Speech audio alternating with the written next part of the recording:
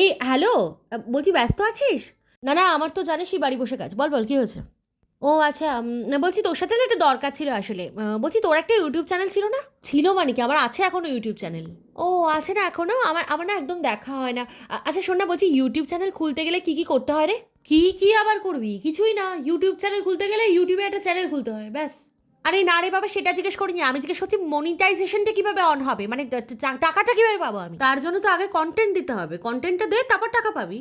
হ্যাঁ হ্যাঁ, ওটাই জিজ্ঞেস করছি, মোটামুটি কতগুলো কন্টেন্ট দিলে আমি টাকা পাবো? দেখ ভাই, সত্যি কথা বলছি, প্রথমেই না টাকা পাওয়া যায় না। ওই 60 70 100টা মতো কন্টেন্ট দে, তারপর 60 70 100টা কন্টেন্ট দেবো, তারপর টাকা পাবো আমি। হ্যাঁ, তো তুই কনসা নার্সারিতে চাকরি পেয়ে গেছিলিস, তোকে তো 12 পাস করতে হয়েছে, তারপর তো চাকরিটা পেয়েছিস নাকি?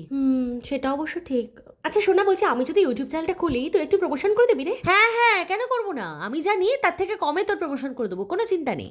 মানে তুই টাকা নিবি আমার থেকে? ওমা, এটাই আমার ব্যবসা ভাই, বন্ধুর জন্য কি ব্যবসা লস করবো নাকি? আচ্ছা ঠিক আছে, আমি ইউটিউব চ্যানেলটা খুলে নিই, তারপর তোকে কন্ট্যাক্ট করবো, ঠিক আছে? চল রাখছি, বাই। এই হ্যালো, হ্যাঁ কি রে, ইউটিউব চ্যানেল খুলবি বলছিলিস, খুলিসনি? না, আমার তো ম্যানেজার চেঞ্জ হয়ে গেছে। ম্যানেজার চেঞ্জ হয়ে গেছে মানে? কোথাকার ম্যানেজার চেঞ্জ হয়েছে? আরে তোকে যখন ফোন করেছিলাম তখন যে ম্যানেজারের আন্ডারে ছিলাম সে না খুব খাটাতো, সেই জন্যই ইউটিউব চ্যানেল খোলার কথা ভেবেছিলাম আর কি। বাট তার 2 দিন পরে আমার ম্যানেজার চেঞ্জ হয়ে গেছে।